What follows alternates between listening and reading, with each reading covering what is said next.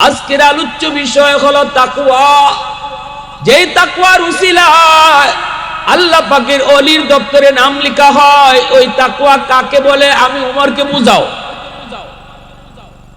নীরব নিস্তব্ধ, কেউ কথা বলে না।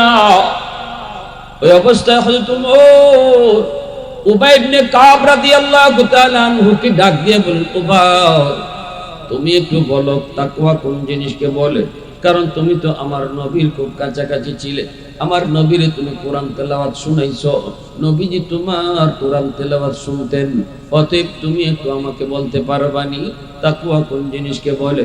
হযরত উবাই ইবনে কাব রাদিয়াল্লাহু তাআলা আনহু আল্লাহর নবীর একজন সাহাবী, যার কোরআন তিলাওয়াত বড় সুন্দর বড় মধুর ছিল। নবীজি পিছনে দাঁড়ায় দাঁড়ায় তার কোরআন তেলাওয়াত শুনতেন। একদিন হযরত উবাই ইবনে কাব রাদিয়াল্লাহু তাআলা আনহু কোরআন তেলাওয়াত করেন যুবক, নবীজি পিছনে দাঁড়ায় দাঁড়ায় সুমধুর কণ্ঠের কোরআন তেলাওয়াত নবী শুনতেছেন। তিনি টের পেয়ে কোরআন তেলাওয়াত বন্ধ করে দিলেন। নবীজি বলতেছেন, উবাই কেন তুমি বন্ধ করেছো? উবাই বলে, নবী গো, আমার আপনার সামনে কেমনে কোরআন তেলাওয়াত করব, একটু ভয় ভয় লাগে। নবী কই না রে উবাই, পর তিলাওয়াত করো, আমি তোমার কোরআন তেলাওয়াত শুনবো। আমার আল্লাহ বলেছেন তোমার তিলাওয়াত শোনার জন্য। হযরত উবাই ইবনে কাব কয়, নবী গো, আল্লাহ পাক কি আমার নাম নিয়া কইছে নাকি? আল্লাহু আকবার, জোরে কও। আল্লাহ নবী গো, উবাই আল্লাহ তোমার নাম লইয়া কইছে, আল্লাহ তোমার নাম লইয়া আল্লাহ কইছে তোমার কাছ থেকে যেন কোরআন তেলাওয়াত শুনি। মায়ার নবী, দয়ার নবী এত মায়া করতেন হযরত উবাই ইবনে কাব রাদিয়াল্লাহু তাআলা আনহুকে। ওই উবাই ইবনে কাব বলতেছে, আমিরুল মুমিনিন, খলিফাতুল মুসলিমিন, আপনি তাকওয়া কাকে বলে এটা জানতে চান, তাহলে আমি আপনারে বুঝাই।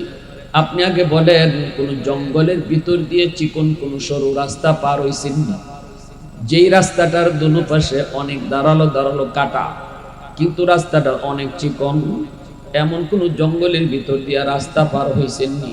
হযরত ওমর বলেন, হ পার হইছি। কেমনে পার হইছেন? কয়, বডিটারে ছোট করে ফেলাইছি, দুই দিকে কাটা, আমি ওমর এমন কিন্তু হয়ে গেছি এমন। ঠিক না নি? উবাই ইবনে কাব রাদিয়াল্লাহু তাআলা আনহু বলে, আমিরুল মুমিনিন, তাহলে আপনারা তাকওয়া বোঝানো সহজ হবে। ওই চিকন রাস্তাটা আপনি যেইভাবে পার হইছেন, এটার নামই হলো তাকওয়া। কয় কেমনে? জান্নাতের একটা রাস্তা আল্লাহ দুনিয়া থেকে রাখছেন, এই রাস্তাটাও চিকন, রাস্তাটার দুনো পাশে অনেক কাটা, গুনার কাটা। আল্লাহ, এই সিরাতে মুস্তাকিমের রাস্তার দুনো পাশে গুনার অনেক কাটা, ছোট বড় অনেক কাটা আছে। এই রাস্তাটা কেমনে পার হবেন? রাস্তাটা পার হইতে গেলে ডানে কাটা, বামে কাটা, গুনার কাটা, গুনার কাটা। দুনিয়ার ওই রাস্তা আপনি যেইভাবে সতর্ক হইয়া পার হইছেন, কাটা লাগতে দেন নাই। জান্নাতের ওই সিরাতি মুস্তাকিমের রাস্তায় যেই মানুষটা চলবো, গুনার কাটা লাগতে দিত না, এর নামই হলো তাকওয়া। আর যে চলতে পারে তার নাম মুত্তাকি। চলা মাত্রই নাম হয়ে যায় আল্লাহর ওলি। এজন্য আল্লাহ পাক বলেন, আল্লাযীনা আমানু, যদি তুমি আমার ওলি হতে চাও, তাহলে এক নাম্বার আমল হলো তোমাকে ঈমান আনতে হবে, নির্ভেজাল ঈমানের মালিক হতে হবে। বেঈমান কোনোদিন আমি আল্লাহর ওলি হতে পারবে না, হিন্দু কোনোদিন আল্লাহর ওলি হতে পারবে না, ইহুদি কোনোদিন আল্লাহর ওলি হতে পারবে না, খ্রিস্টান কখনো আল্লাহর ওলি হতে পারবে। এক নাম্বার শর্ত হলো তোমাকে মুমিন, এক নাম্বার শর্ত হলো মুমিন হওয়া লাগবে, নির্ভেজাল ঈমানের মালিক। এক নাম্বার শর্ত হলো নির্ভেজাল ঈমানের মালিক তোমাকে হতে হবে। দুই নাম্বার শর্ত হলো, আল্লাহ পাক বলেন, ওয়া কানু ইয়াত্তাকুন। দ্বিতীয় নম্বর আমলটা হলো তোমাকে তাকওয়ার দৌলত হাসিল করতে হবে। একটা হলো ঈমান, আর একটা হলো তাকওয়া। ঈমানের মাঝে আল্লাহ রাখছে 50 নম্বর, তাকওয়ার মাঝে আল্লাহ রাখছেন 50 নম্বর। ঈমান 50 নম্বর, তাকওয়ার মধ্যে 50 নাম্বার, এই 50-এ হলো 100। 100 নাম্বার যে কামাই করব সে আল্লাহর ওলি হয়ে যাইব। নাম্বার কত লাগবে? কত লাগবে? এ যুবক, 100 নাম্বারের ভিতরে 50 নাম্বার আল্লাহ পাক তোমাকে আমাকে দয়া করে নিজের থেকে দিয়া দিছেন। কারণ মুসলমানের ঘরে জন্ম দিয়া, মুমিনের ঘরে আল্লাহ পাক তোমাকে আমাকে জন্ম দিয়া 50 নাম্বার দিয়া দিছেন নিজের থেকে। আল্লাহ পাক কইতেছেন না, ও তুমি তো আবদার করো নাই মুসলমানের ঘরে জন্ম নেওয়ার, তুমি তো আমার কাছে কোনো দরখাস্ত করো নাই মুসলমানের ঘরে জন্ম নেওয়ার, কিন্তু আমি আল্লাহ তোমাকে দয়া করে মুসলমানের ঘরে জন্ম দিয়েছি, ইমানদারের ঘরে তোমাকে জন্ম দিয়েছি। এই জন্ম দেওয়াটা শুধুমাত্র আমি আল্লাহর দয়া, একান্তই আল্লাহ পাকের দয়া। এজন্য আল্লাহ কয়ে মুসলমানের ঘরে জন্ম দিয়া, জন্মসূত্রে তোমারে ঈমান সাথে দিয়া 50 নাম্বার আমি তোমারে নিজের থেকে দিয়া দিছি, ঠিক না? এবার তুমি শুধু 50 নাম্বার কামাই করো, বাকি 50 নাম্বার তুমি কামাই করো। সেই বাকি 50 নাম্বার আল্লাহ রাখছেন কোনটা? কয় তাকওয়া। কের মাঝে? তাকওয়ার মাঝে আল্লাহ পাক বাকি 50 নাম্বার রেখে দিয়েছেন। এই তাকওয়া কোন জিনিসের নাম রে যুবক? তাকওয়ার বাংলা অর্থ হলো আল্লাহর ভয়, তাকওয়ার বাংলা অর্থ হলো খোদাভীতি, তাকওয়ার বাংলা অর্থ হলো যে মানুষটা আল্লাহর ভয়ে নিজের গুনাহ থেকে বাঁচায়, ছোট বড় সব ধরনের গুনাহ থেকে নিজের বাঁচায়। যদি কখনো গুনাহ হয়ে যায়, শয়তান যদি তারে গুনাহ করায় ফেলে, সাথে সাথে তওবা করে নেয়, এর নাম হলো তাকওয়া। আর যে করে সে হলো মুত্তাকি।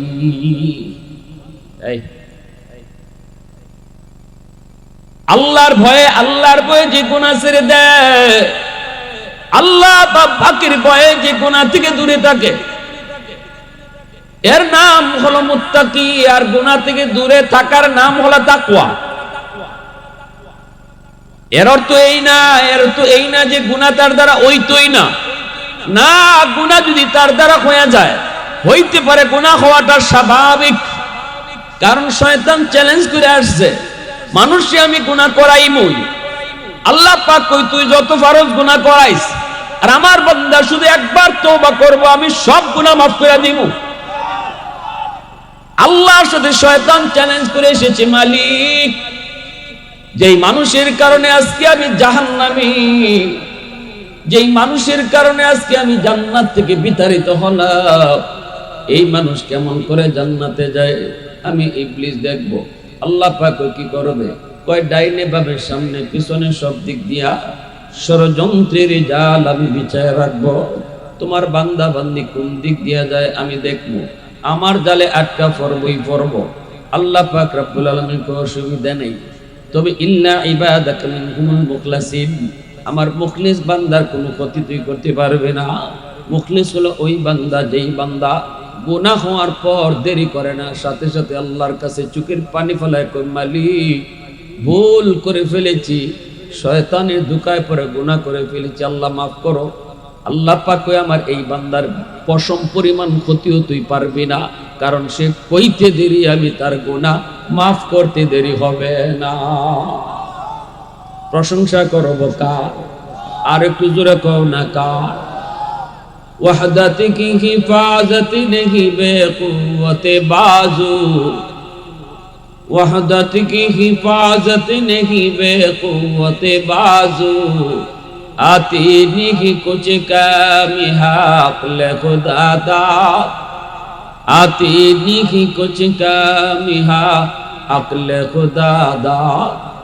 ऐ मर्द खुदा तुझको क़ुव्वत नहीं हासिल, जा बैठ किसी गार में अल्लाह को कर याद, जा बैठ किसी गार में अल्लाह को कर याद। ये सच है कि बातिल की तरफदार नहीं हम, गद्दार न समझो गम गद्दार नहीं हम, फूलों की तो नरम मिजाज अपना है नाज़ुक, हम तेरी नहीं नेज़ा व तलवार नहीं, हाँ हम तेरी नहीं नेज़ा व तलवार नहीं, हाँ। মুসলমানের আওয়াজে বলি আল্লাহু আকবার। আমার ভাইরা বন্ধুরা জন্য বলতেছিলাম তাকওয়া কারে কয়? তাকওয়া বলা হয় আল্লাহর ভয়ে গুনাহ থেকে বাঁচা থাকা। আল্লাহর ভয়ে গুনাহ থেকে যে বাঁচা থাকলো সেই হলো মুত্তাকি। আর যে মুত্তাকি নিজের বানাইতে পারবো, আল্লাহ কয় মুত্তাকি হওয়ার লগে লগে তার নাম ওলির খাতায় উঠায় দেওয়া হয়। মুত্তাকির নাম হলো আল্লাহ এক আয়াতে বলছেন আল্লাহু ওয়ালিয়্যুল্লাযীনা আমানু, আমি আল্লাহ ঈমানওয়ালাদের বন্ধু। আল্লাহ নিজে বলতেছেন আমি ঈমানওয়ালাদের বন্ধু, বেঈমানের বন্ধু না, কাফির কুফারের বন্ধু আমি না। যারা ঈমানদার এদের বন্ধু আমি আল্লাহ। কিন্তু আরেক আয়াতে আল্লাহ কইতেছেন শুনো, আবার সব ঈমানদার আমার বন্ধু না। ঈমান আনলেই আমার বন্ধু হতে পারবে না। আমি ঈমানদারের বন্ধু, কিন্তু সব ঈমানদার আমার বন্ধু না। ইন আউলিয়াউহু ইল্লাল মুত্তাকুন, ঈমানদারের ভিতরে যারা মুত্তাকি তারা আমার বন্ধু। সুবহানাল্লাহ, জোরে বলেন। ঈমানওয়ালাদের ভিতরে মুত্তাকি কারা? কয় মুসলমানের ভিতরে, মুমিনের ভিতরে, ঈমানওয়ালাদের ভিতরে মুত্তাকি হলো ওরা যারা গুনারে ডরায়। যারা কারে ডরায়? গুনারে ডরায়। আল্লাহ বলে যারা গুনারে ডরায় এরাই আমার বন্ধু। সুবহানাল্লাহ। এর অর্থ এই না গুনাহ মুক্ত থাকা। গুনাহ মুক্ত থাকা এটার অর্থটা কি? এটার অর্থ হইলো যে তার দ্বারা কোনো গুনাহ ওই না এমন না, মুত্তাকির দ্বারা গুনাহ ওইতই না তা এমন না। শয়তানের দুকায় ফেলায় গুনাহ করায় ফেলাইতে পারে, মিথ্যা কথা বলায় ফেলতে পারে, চোখের গুনাহ হয়ে যেতে পারে, কিন্তু সাথে সাথে সে আল্লাহর কাছে অনুতপ্ত হয়, আল্লাহ ভুলে গেছি গো মাফ করে দাও। ওই যে সে তওবা করে লাইদির সাথে সাথে তখন আল্লাহ পাক এই গুনাহটা আর গুনাহ রাখে না, যেন সে সারা জীবন গুনাহ মুক্তই ছিল। যে তওবা করে তার কোনো গুনাহ থাকে না। তাইবু মিনাজ যামবি কামান লা যামবালা, গুনাহ হওয়ার পরে যে তওবা করে তখন তার আর গুনাহ থাকে না। অতএব যেন সে আল্লাহর কাছে গুনাহ মুক্তই হাজিরা দিল। যেমন ভাবে একজন মানুষ, আমরা কই লোকটা সবসময় ওযুর হালতে থাকে, সবসময় ওযুর হালতে থাকে। হযরত বেলাল হাবশী ওযুর হালতে সবসময় থাকছেন। ওযুর হালতে থাকা বহুত বড় ইবাদত। ওযুর হালতে থাকা, সবসময় ওযুর হালতে থাকা, এর অর্থ কি? বাথরুম করে না, হাজত সারে না, উনি ঘুমায় না, ঘুমাইলে ওযু থাকে, ঘুমাইলে ওযু ভাঙে, বাথরুমে গেলে ওযু ভাঙে, হাজত সারলে ওযু ভাঙে। কতে উনি তো ওযু ভাঙতেছে, উনি তো ওযু ভাঙতেছে, তাহলে ওযুর হালতে আছে, এটা কথার অর্থ কি? এটার অর্থ হইলো যখনই সে তার ওযু ভাঙে সাথে সাথে আবার ওযু কইরা ফেলায়, এজন্যই বলা হয় সে ওযুর হালতে আছে। ঠিক তেমনি যে মানুষটার দ্বারা গুনাহ হয়ে যায়, গুনাহ সে করে ফেলে শয়তানের দুকায়, কিন্তু গুনাহ করার পর দেরি করে না, সাথে সাথে তওবা করে ফেলে, এই মানুষটা যেন গুনাহ মুক্তই থাকে। সুবহানাল্লাহ। ইয়ারে হাজিরিন, এজন্য তওবার দ্বারা একজন মানুষ মুহূর্তের ভিতরে আল্লাহর ওলির দফতরে নাম উঠায় না। আলা ইন্না আউলিয়া আল্লাহ লা খাউফুন আলাইহিম ওয়া লা হুম ইয়াহজানুন আল্লাযীনা আমানু ওয়া কানু ইয়াত্তাকুন। তাহলে আমরা কি বুঝলাম? আল্লাহর ওলি যারা হয় এদের কোনো ভয় নেই, টেনশন নাই, এদের জিন্দেগিতে কোনো ভয় নাই, টেনশন নাই। কয় টেনশন নাই, ভয় নাই, এর অর্থ কি? এর অর্থ হলো ভয়ভীতি আসবে, টেনশনও আসবে, কিন্তু তার ভয়ভীতি টেনশনের ভিতরেও আল্লাহ পাক তার পাশে থাকবে। আল্লাহু আকবার, জোরে কও। আল্লাহ তার পাশে থাকবে, আল্লাহ তার ভয়ভীতির জিম্মাদার হবে। আল্লাহ পাক টেনশনের সময় আল্লাহ নিজে তার পাশে থাকবে। সুবহানাল্লাহ। এবার আল্লাহ পাক বলতেছেন দুই কামের দ্বারা আমার ওলি হওয়া যায়। একটা হলো ঈমান। আল্লাহ তো আমাদেরকে ঈমান আল্লাহ জন্মসূত্রে দিয়া দিয়েছেন, তাহলে 50 নাম্বার আল্লাহ আমাদেরকে দয়া করে দিয়া দিয়েছেন। বাকি বলছেন আরেকটা প্রশ্নের জবাব তোমরা শিখিলাও। আরেকটা প্রশ্ন হলো তাকওয়া। এই 50 নাম্বার তোমরা হাসিল করো। তাকওয়ার দৌলত যদি তুমি হাসিল করো তাহলে তুমি 100 নাম্বার পাইয়া ওলি দপ্তরে নাম উঠায় নিবা। ওলি হইতে হলে কত নাম্বার লাগবে? 150 আল্লাহ দিয়া দিয়েছেন। এখন আমি আপনি 50 কমাইতাম তাকওয়া, আল্লাহর ভয়। উমর ফারুক রাদিয়াল্লাহু তাআলা আনহু তিনি একদিন এরকম ওনার এই অ্যাসেম্বলিতে, ওনার এই সংসদ ভবনে সমস্ত এমপি মন্ত্রীদেরকে বলতেছেন, আজকে দেশের কোনো আলোচনা হবে না, আলোচনা হবে শুধুমাত্র একটা। সেটা কি? কয় তাকওয়া। যেই তাকওয়ার কথা আল্লাহ পাক কোরআনের মধ্যে জায়গায় জায়গায় উল্লেখ করেছেন। এই তাকওয়া কোন জিনিসকে বলে একটু আমারে শোনাও। সাহাবায়ে কেরাম নীরব, কেউ তো কথা বলেন না, সাহস নাই। কারণ ওমর তো আল্লাহর কোরআন কম বুঝেন না। উনি বলতেছে আজকে রাষ্ট্রের কোনো কথা নিয়ে আলোচনা হবে না, আজকের আলোচ্য বিষয় হলো তাকওয়া। যেই তাকওয়ার উসিলায় আল্লাহ পাকের ওলির দপ্তরে নাম লেখা হয়, ওই তাকওয়া কাকে বলে আমি ওমরকে বুঝাও। নীরব নিস্তব্ধ, কেউ কথা বলে না। ওই অবস্থায় হযরত ওমর উবাই ইবনে কাব রাদিয়াল্লাহু তাআলা আনহুকে ডাক দিয়ে বলেন, উবাই তুমি একটু বলো তাকওয়া কোন জিনিসকে বলে? কারণ তুমি তো আমার নবীর খুব কাছাকাছি ছিলে, আমার নবীরে তুমি কোরআন তেলাওয়াত শুনাইছো, নবীজি তোমার কোরআন তেলাওয়াত শুনতেন, অতএব তুমি একটু আমাকে বলতে পারবানি তাকওয়া কোন জিনিসকে বলে? হযরত উবাই ইবনে কাব রাদিয়াল্লাহু তাআলা আনহু আল্লাহর নবীর একজন সাহাবী, যার কোরআন তিলাওয়াত বড় সুন্দর, বড় মধুর ছিল। নবীজি পিছনে দাঁড়ায় দাঁড়ায় তার কোরআন তেলাওয়াত শুনতেন। একদিন হযরত উবাই ইবনে কাব রাদিয়াল্লাহু তাআলা আনহু কোরআন তেলাওয়াত করেন যুবক, নবীজি পিছনে দাঁড়ায় দাঁড়ায় সুমধুর কণ্ঠের কোরআন তেলাওয়াত নবী শুনতেছেন। তিনি টের পেয়ে কোরআন তেলাওয়াত বন্ধ করে দিলেন। নবীজি বলতেছেন, উবাই কেন তুমি বন্ধ করেছো? উবাই বলে, নবী গো, আমার আপনার সামনে কেমনে কোরআন তেলাওয়াত করব, একটু ভয় ভয় লাগে। নবী কইলেন, আরে উবাই পর তেলাওয়াত করো, আমি তোমার কোরআন তেলাওয়াত শুনবো। আমার আল্লাহ বলেছেন তোমার তেলাওয়াত শোনার জন্য। হযরত উবাই ইবনে কাব কয়, নবী গো, আল্লাহ পাক কি আমার নাম নিয়ে কইছে নাকি? আল্লাহু আকবার, জোরে কও। আল্লাহ নবী কো, উবাই আল্লাহ তোমার নাম লইয়া কইছে, আল্লাহ তোমার নাম লইয়া আল্লাহ কইছে তোমার কাছ থেকে যেন কোরআন তেলাওয়াত শুনি। মায়ার নবী, দয়ার নবী এত মায়া করতেন হযরত উবাই ইবনে কাব রাদিয়াল্লাহু তাআলা আনহুকে। ওই উবাই ইবনে কাব বলতেছে, আমিরুল মুমিনিন, খলিফাতুল মুসলিমিন, আপনি তাকওয়া কাকে বলে এটা জানতে চান? তাহলে আমি আপনারে বুঝাই। আপনি আগে বলেন, কোন জঙ্গলের ভিতর দিয়ে চিকন কোন সরু রাস্তা পার হইছেন না, যেই রাস্তাটার দুনো পাশে অনেক দাঁড়ালো দাঁড়ালো কাটা, কিন্তু রাস্তাটা অনেক চিকন, এমন কোন জঙ্গলের ভিতর দিয়া রাস্তা পার হইছেন নি? হযরত ওমর বলেন, হ পার হইছি। কেমনে পার হইছেন? কয়, বডিটারে ছোট করে ফেলাইছি, দুই দিকে কাটা, আমি ওমর এমন কিন্তু হয়ে গেছি এমন। ঠিক না? নি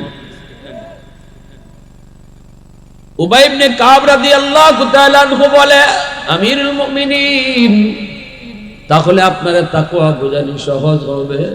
ওই চিকন রাস্তাটা আপনি যেইভাবে পার হইছেন, এটার নাম হলো তাকওয়া। কয় কেমনে?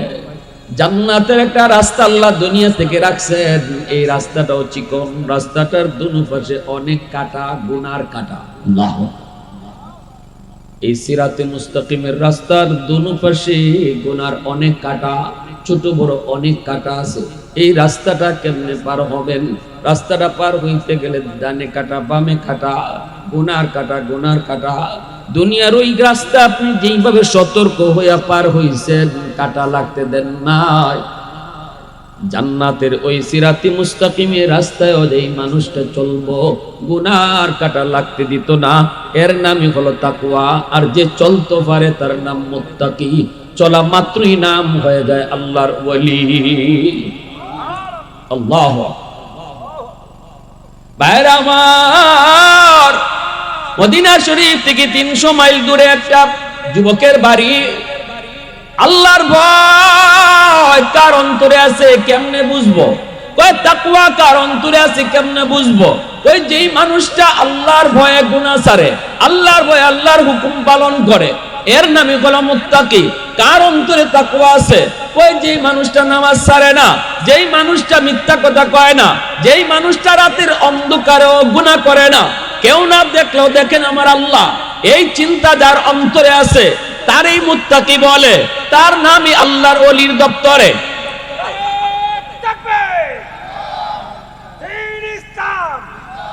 ইসলামী মহাসম্মেলন হযরত মাওলানা মুফতি নাসিরউদ্দিন আনসারী সাহেব, নারে তাকবীর।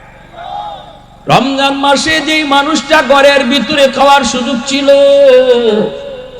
দরজা বন্ধ করে পানি পান করার সুযোগ ছিল, দরজা বন্ধ করে পেটের ক্ষুধা নিবারণের সুযোগের সামনে রোজাদার সাজবার সুযোগ ছিল, মানুষে বুঝতোই না, সে রোজা রাখছে না। যদি সে চাইতো দরজা বন্ধ করে পানি পান করতে পারতো, ঠিক কিনা জোরে কোন? কিন্তু যেই মানুষটা কয় না, কেউ না দেখলো দেখেন আমার আল্লাহ, কেউ না শুনলো শুনেন আমার আল্লাহ, দরজা বন্ধ করেছি কেউ দেখে নাই কিন্তু দেখেন আমার আল্লাহ, এই ভয়টা অন্তরে রাইখে যেই মানুষটা দরজা বন্ধ কইরাও খানা খায় না, পানি পান করে না, আল্লাহর ভয়ে, এর নাম হলো তাকওয়া। আর এই মানুষটি হলো মুত্তাকি, এর নামই হলো আল্লাহর ওলি। এজন্যই রমজানের রোজা মানুষকে আল্লাহর ওলি বানায় দেয়, রমজানের রোজা মানুষের মুত্তাকি বানায়, রমজানের রোজা মানুষকে আল্লাহর ওলি বানায়, মুত্তাকি বানায়, মানে হলো আল্লাহর ওলি বানায় দেয়। এই যুবক, যেই যুবক আল্লাহ আমারে দেখতেছেন এই ভয় অন্তরে রাইখা চলবে দুনিয়াতে, তার নামই আল্লাহর ওলির দফতরে উঠবে। এজন্য যুবকদের জন্য আল্লাহর ওলি হওয়া খুব সহজ। একজন যুবক যদি আল্লাহর ভয়ে গুনাহ না করে, আর একজন বুড়া মানুষ সেও যদি গুনাহ না করে, দুইজন সমান না, কিন্তু বেশ কম আছে, ঠিক কিনা জোরে এখন?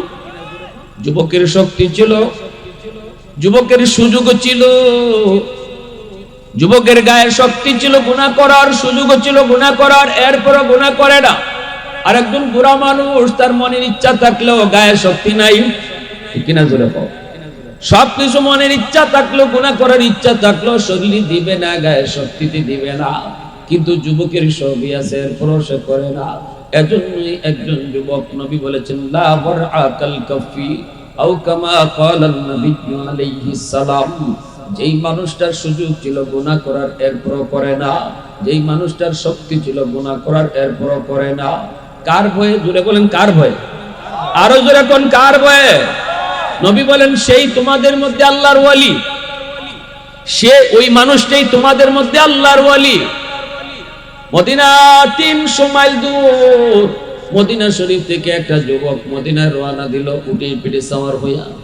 এই যুবক মদিনা শরীফের কাছাকাছি পৌঁছে গেছে, একটা খেজুর বাগানে যুবক আশ্রয়, একটু বিশ্রাম নিয়েছে, উটটারে বাঁধা রাখছে, কিন্তু এই উটটার রশি ছিঁড়া আর একটা জমির মধ্যে চারা গাছ লাগানো, শুধু চারা লাগানো, খেজুরের চারা, এই খেজুরের চারা আর জমিতে যায় উঠটায় যায় সবগুলি চারা নষ্ট করে ফেলতেছে। যুবক তো জানে না, যুবক তো বিশ্রামে ঘুমায় রইছে, সে তো জানবার কথাও না। এইদিকে দেখা যায় জমির মালিক আসছে তার জমি দেখার জন্য, আইসা দেখে তার জমির সবগুলা চারা নষ্ট করে ফেলছে। কার উট? ওই বুড়া মানুষটা জানে না, কিন্তু দেখতেছে একটা উটে তার এরকম চারাগুলা নষ্ট করেছে। মিজাজ তার গরম হয়ে গেছে, মিজাজ গরম তো হবেই। একটা পাথরের টুকরা হাতে নিয়া উটের দিকে ডিল মারলো, মাথার মধ্যে পড়লো, উটের মাথাটা ফেটে গেছে, রক্ত বের হওয়া শুরু হয়েছে, ফিনকে দিয়া রক্ত বের হওয়া শুরু হয়েছে। মুহূর্তের ভিতরে রক্ত শূন্য হইয়া উটটা জমিতেই মরে গেল। একটু পরে যুবক ঘুম থেকে উঠে খুঁজতেছে তার উট, আইসা থেকে একটা জমির মধ্যে তার উট মইরা রইছে। পাশে একটা বুড়া মানুষ ডাক দিয়ে কই আমার উটটাকে মারলো। বুড়া মানুষটা কই বাবা আমি বুঝতে পারি নাই উটটা মরে যাবে, আমি তো ডিল মারছি একটা গুসায়, আমার জমিটা কিভাবে নষ্ট করছে দেখো, মাত্র গতকাল চারাগুলা লাগাই গেছি, এটা তোমার উট? বলে আমার উট, আমি একটা পাথরের টুকরা দিয়ে ডিল মারছিলাম, মাথা ফাইটে রক্ত শূন্য হয়ে মারা গেছে। বাজান বিশ্বাস করো আমি মেরে ফেলার জন্য মারি নেই, কিন্তু যুবকের গুসা উঠে গেছে। যুবককে কয়, তাহলে আমি এখন মদিনা যাইমু কেমনে, বাড়ি যাইমু কেমনে, আমার উটি একটা আমি যাইমু কি কইরা? এই কথা বইলে সে বুড়া মানুষটার একটা ঘুষি মারছে। এই যে ঘুষি দিছে, ঘুষিটাও কিন্তু একদম খুন করবার ঘুষি দিছে না, একবার খুন করে ফেলানোর জন্য না, একটা ঘুষি মারছে। কিন্তু বুড়া মানুষ গায়ে শক্তি কম, পিছন দিক দিয়ে পড়ে গেছে, মাথাটা পড়ে গেছে একটা পাথর, সাথে সাথে মাথাটা ফাটিয়া এই বুড়া মানুষটাও রক্ত শূন্য হইয়া এখানেই মরে গেছে। যুবক চিন্তায় পড়ে গেল, হায় আমি তো খুনি হয়ে গেলাম, খুন করে ফেললাম, হায় রে আমি তো খুন করে ফেললাম, এখন জানি আমার কি অবস্থা, আমার আল্লাহর দরবারে আমি কেমনে বাঁচবো? আমি তো মানুষ খুন করে ফেলেছি, ইনি তো আমার উট মারছে, কিন্তু আমি তো মানুষ মেরে ফেলাইছি, আমি কত বড় অপরাধী। আল্লাহ পাক রব্বুল আলামিন বলছে, আল্লাহ কয় মানুষকে হত্যা করা মানে তামাম দুনিয়ার মানুষকে হত্যা করা, একজনে মারা দুনিয়ার মানুষকে হত্যা করার সমান। আমার ভাইরা, একজন মানুষের জীবন বাঁচানো মানে গোটা মানব জাতির জীবন বাঁচানো। আল্লাহু আকবার জোরে বলেন। প্যারে হাজিরিন, রাসূল করিম সাল্লাল্লাহু আলাইহি ওয়াসাল্লাম খুনের ব্যাপারে যে কথাগুলো বলে গেছেন, যে হাদিস বলে গেছেন, ওইদিকে আমি গেলাম না। আমার উদ্দেশ্য সামনের দিকে। ওই যুবক যখন চিন্তা করতেছে, হায় আমি তো মানুষ খুন করে ফেলেছি, এখন আমি কি করব? আমি যদি এখান থেকে ভাগি তাহলে আমারে কেউ পাবে না, কেউ পাবে না, কেউ জানবেও না এই খুনের খুনিকে। কিন্তু কেউ না জানলেও জানেন তো আমার আল্লাহ, ঠিক না? ওই দেখেন, এই যে তাকওয়া, এটার নামই তাকওয়া, এই জিনিসটার নামই তাকওয়া। আমি এখান থেকে পালাতে পারবো, কেউ জানবেও না, শুনবেও না কোনটা কে করছে, কিন্তু দেখছেন কে? আরো জোরে। যুবক চিন্তায় পড়ে গেল, আমি এখান থেকে ভাগতে পারি, যদি চলে যাই দুনিয়ার আদালতে আমার বিচার হবে না, দুনিয়ার আদালতে আমার কেউ পাবে না, আমার বিরুদ্ধে বিচারও হবে না, কিন্তু আল্লাহর আদালতে বাঁচবো কেমনে? মালিকের আদালত তো বড় ভয়ঙ্কর। দুনিয়ার আদালত সহজ, কিন্তু আল্লাহর আদালত কঠিন, ঠিক কিনা? জোরে বলো। দুনিয়ার আদালতে কেউ না কেউ সুপারিশ করতে পারে, দুনিয়ার আদালতে কোনো না কোনো সুরত বাইর করণ যায়, কিন্তু আল্লাহর আদালতে যদি ধরা খাইরি যুবক, মনে রাখবা আল্লাহ পাক রব্বুল আলামিনের দয়া মায়া ছাড়া বাঁচবার কোনো উপায় আসেনি? নাকি জজ সাহেবরে ফোন দেওয়ানোর সিস্টেম আছে? দুনিয়াতে জজ সাহেবরে ফোন দেওয়া যায়, জজ সাহেব যদি মিনিস্টারে ফোন দেওয়া কয়, আমি অমুক মন্ত্রী, স্বরাষ্ট্রমন্ত্রী, আইনমন্ত্রী, আপনি অমুক ব্রাহ্মণবাড়িয়া জজ সাহেব নিয়ে বলেছি, আমি তো স্বরাষ্ট্রমন্ত্রী বলছি, এমনি জজ সাহেব কব sir sir sir sir sir sir sir কি আসামি অত নম্বর, শালার ঘরে বাতিজার ঘরে দুলাভাই, অত নম্বর আসামি, এটা আমার বাতিজার ঘরে শালার ঘরে দুলাভাই, তো জজ সাহেব আর মামলা এটা রাখবো, মামলা খালাস, ঠিক না? নি হ্যাঁ, আমাদের দেশে জজ সাহেবের গোয়াল মাছ খাওয়াইলেই মামলা খালাস হয়ে যায়, কিন্তু আল্লাহর আদালতে আল্লাহরে গোয়াল মাছ খাওয়ানোর সাহস আসেনি সাহার ঘরের কেউ, যে আমি তো বিল জল মাল রাখছি, আল্লাহর একটা মাছ দিলেই সুযোগ আছে? কঠিন আদালত। এখন এজন্য ওই যুবক চিন্তা করে, না আমি যাব না, আমি লাশের পাশে বসে থাকি, কেউ না কেউ তো লাশের খুঁজে আসবে, আসলে পরে আমি নিজের থেকে বলবো যে খুনটা আমি করছি, দুনিয়ার আদালতে আমার খুনের বিচার হয়ে যাক, তবু আল্লাহর আদালতে বাঁচতে চাইছি। আজকে যদি এই তাকওয়া বাংলাদেশের মানুষের অন্তরে থাকতো, কত পুলিশ আর র্যাব লাগেনি, কি করেন আপনারা? পুলিশ আর র্যাব লাগেনি, কিন্তু আমাদের যেখানে মেহনত করা দরকার এখানে মেহনত নাই। উলামায়ে কেরাম যে ওয়াজ মাহফিল কইরা মানুষের তাকওয়ার কথা শোনায়, এটা তো সব ওয়াজ সরকারের পক্ষে যায়, প্রশাসনের পক্ষে যায়, ঠিক কি না? পুলিশে রাত দিন লাগাইয়া আসামি ধরতে পারে না, কুত্তা লাগায়, বিদেশি কুত্তা আসামি ধরার লাগে, ঠিক কি না? কোটি কোটি টাকার কুত্তা আনছে আসামি ধরতো, এরপর আসামি পায় না কেন? ফাইতো না কোনোদিন, যতক্ষণ পর্যন্ত মানুষের অন্তরে আল্লাহর ভয় না আসবে। যখন এই চিন্তা করব যে আমি বাঁচতে পারলাম দুনিয়ার আদালত থেকে, কিন্তু আল্লাহর আদালতে কিভাবে বাঁচবো, এই চিন্তা না আসা পর্যন্ত কুত্তা আনতে পারো, আসামি পাইতে না, ঠিক কিনা? জোরে খাও। আসামি পাইতা না। আর এই কাজটা উলামায়ে কেরাম করতেছে, জায়গায় জায়গায় ওয়াজ মাহফিল কইরা যুবকরা করতেছে, যুব সমাজে আয়োজন কইরা করতেছে। মানুষের অন্তরে আল্লাহর ভয় কিভাবে ঢুকানো যায়। যদি এই ভয় ঢুকে যায় তাহলে কুত্তাও লাগতো না, বিলাইও লাগতো না, পুলিশও লাগতো না, আর্মিও লাগতো না। আসামি অপরাধ করতোই না। আর যদি করো তাহলে কইব আল্লাহ তোমার আদালতে বাঁচতাম চাই, দুনিয়ার আদালতে যদি আমার বিচার হয়ে যাক, তোমার আদালতে বাঁচতে চাই, ঠিক কি না?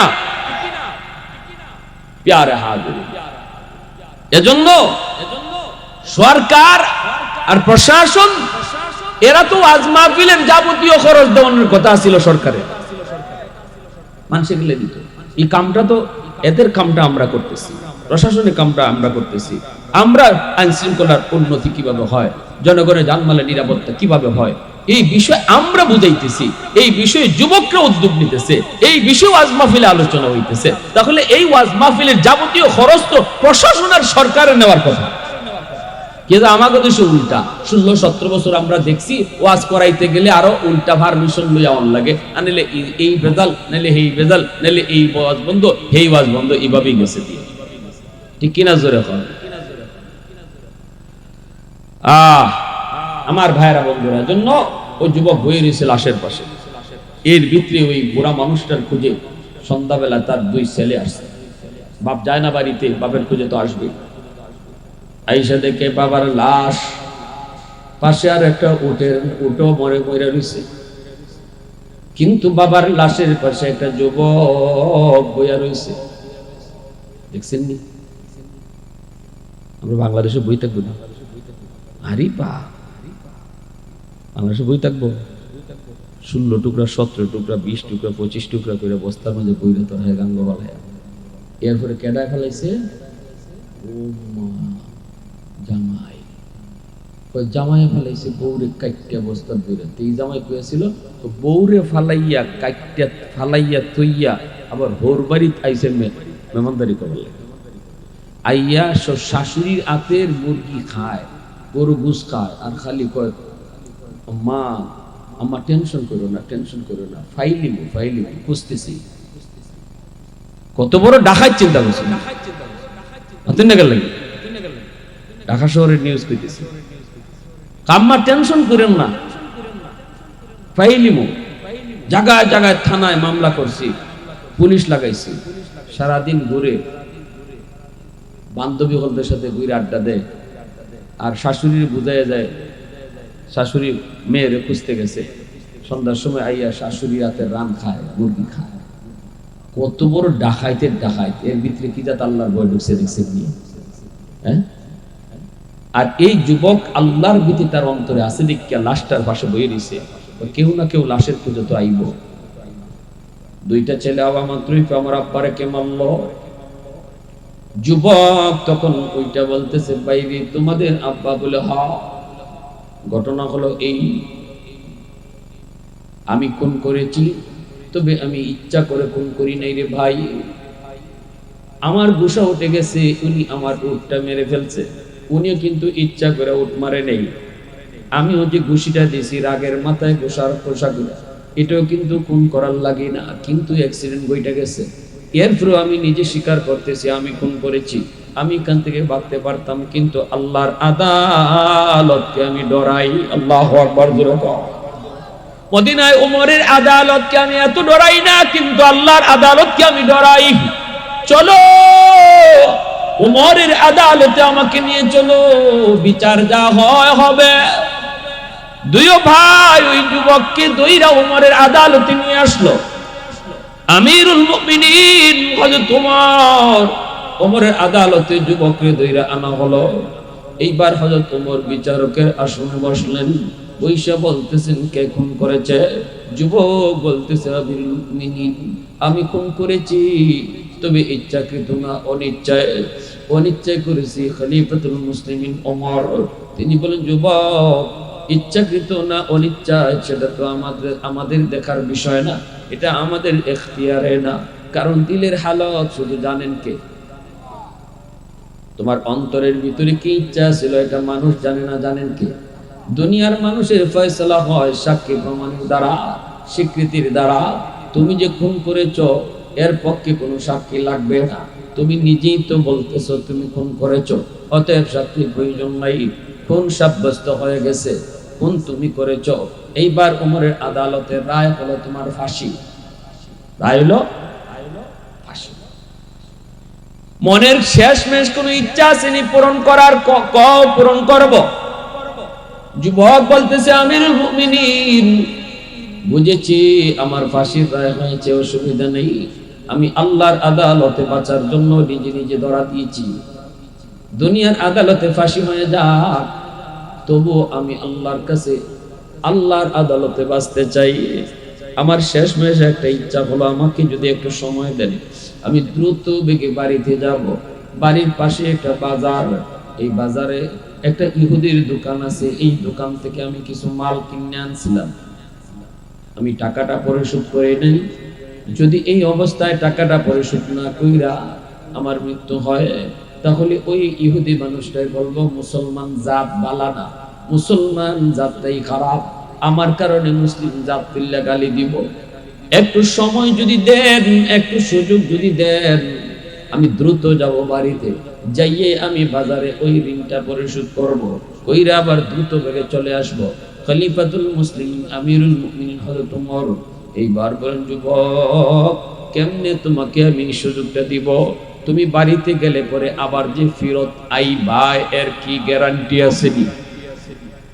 ফাঁসির আসামি বাড়িতে গেলে আবার ফিরত আইব, এটার তো কোনো গ্যারান্টি নাই, তাহলে তোমার কোন ভরসা? তবে একটা সুরত আছে, মদিনায় তোমার কোনো আপনজন কেউ আসেনি বলো? মদিনায় যদি তোমার কোনো আপনজন থাকে, তবে তাকে তোমার পক্ষ থেকে যদি জামিন বানানো হয়, তাহলেই শুধু তোমাকে আমরা একটু সুযোগ দিতে পারি। তুমি যদি নির্ধারিত টাইমের ভিতরে না আসতে পারো, তোমার পক্ষে যে জামিন হবে তারে ফাঁসি দেওয়া হবে। এমন কোন লোক মদিনায় থাকলে তুমি বলতে পারো? যুবক বলতেছে আমিরুল মুমিনিন, এমন কোন লোক মদিনায় আমার নাই, মদিনায় আমার কোন আপনজন আত্মীয় স্বজন বন্ধু বান্ধব কেউ নাই, অতএব এই রিস্ক কেউ নিবে না। ঠিক আছে, আপনি আমারে ফাঁসিতে ঝুলাইয়া দেন, আপনি আমারে ফাঁসি দিয়ে দেন। খলিফাতুল মুসলিমিন ওমর জল্লাদকে ঘোষণা দিয়ে দিলেন, জল্লাদ যাও, যাও তার ফাঁসি কার্যকর করো। জল্লাদ সামনে আগায়া ওনাকে দইরা নিতেছে, ফাঁসিতে নিয়ে ঝুলাই দিবে যুবকরে। এমনি পিছন থেকে সাহাবায়ে কেরামের ভিতরে, মদিনার মানুষের ভিতর থেকে একজন মানুষ হাত উঠায় কয়, খলিফাতুল মুসলিমিন, আমি আমার ওই ভাইয়ের পক্ষে জামিন কইলাম, আমি জামিন, আমি জামিন।